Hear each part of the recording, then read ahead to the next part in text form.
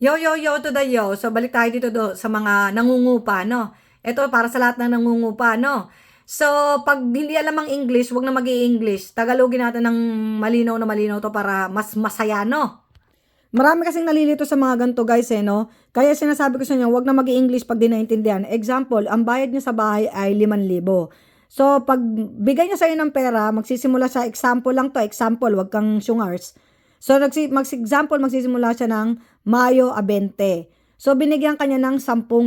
So, yung 5,000, ayun ay deposit niya, ibig sabihin ng pondo. So, yung another na pang 5,000 niya, ayun ang bayad niya sa upa sa bahay. So, kung pumasok siya ng Mayo 20, binigyan mo siya ng palugit. Example, 15 pa lang, nandun na siya sa bahay mo. O sige, pagpalagyan natin, 5 araw siyang libre sa bahay mo para mabait-bait ka ng konti, no?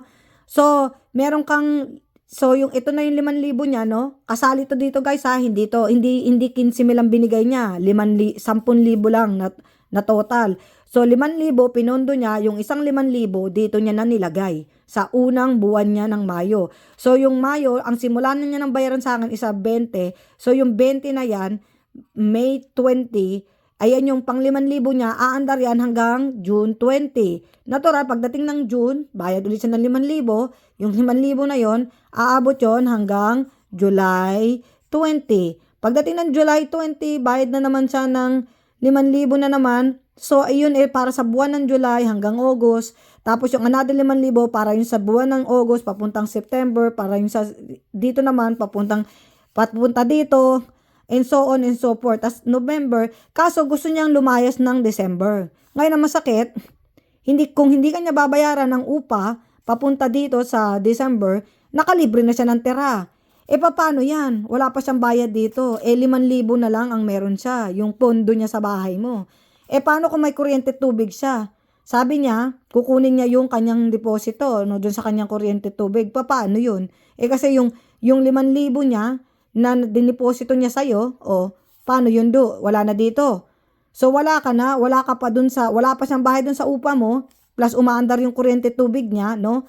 Ang masakit, hindi pa niya nababayaran yung yung kuryente tubig niya sa buwan ng November.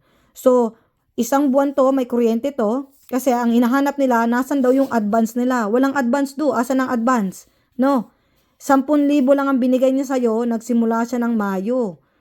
So, yung kalahati ng 10,000, 5,000, walang syungars, yung 5,000 kalahati nun, inilagay niya na dito sa buwan ng Mayo hanggang June. So, asan na yung advance? Pag sinabi mong advance, dapat 15,000 dapat ang binigay niya.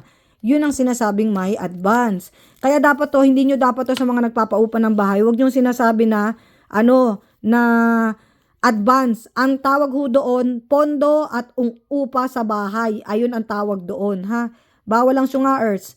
Kasi yung iba dyan, mga ibang nangungupa, sasabihin may advance sila. Ngayon, nasa ng advance kung sakaling bibigyan mo sila ng ganyan. Ngayon, kumakain na sila ng kuryente dito, sabi nila, ay hindi, ibalik mo yung pondo namin. Hindi pa siya nakabayad ng kuryente dito.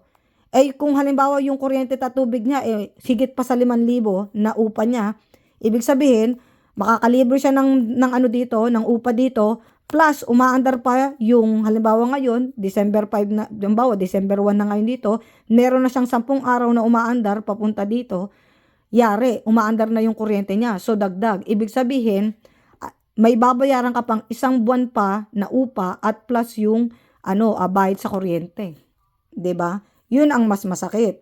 Kaya sa mga nagpapaupa ng bahay, linawin yung maigi, yung tinatawag na advance. Huwag nyo nang ini-English kasi yung iba talaga na mga hudas mangupa, sasabihin advance. Hindi yun advance. Upa ang tawag doon, upa. Pag sinabing mong advance, nagbayad ka ng advance. Kaya nga advance no? Hindi yung yun, bayad muna bago tera. Walang ganun, Mars.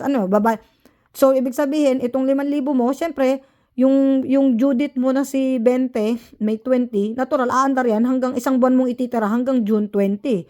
Yun ang bayad mo, yung 5,000 mo, na kinalahati mo dun sa 10,000. 'Di ba? Ganun yun mga So, kailangan lilinawin nyo to sa mga nagpapaupa dyan kasi yung ibang nangungupahan, ang baka ang trip, baka lang to, baka kalabaw kabayo, baka layasan ka. Tapos sabihin niya, may deposito siya sa'yo. Asan ang deposito niya? Yung pondo niya sa bahay. Kaso, tumira pa rin siya sa'yo. Maliban na lang kung kung November 20, lumayas na siya. Hindi, tumitira pa rin siya sa'yo hanggang December. Mali yun. Kumbaga, nakalibre na siya ng tira ng bahay, plus kumakain pa siya ng kuryente, ang endo, wala na siyang pambayad ng kuryente sa'yo ngayon at tubig.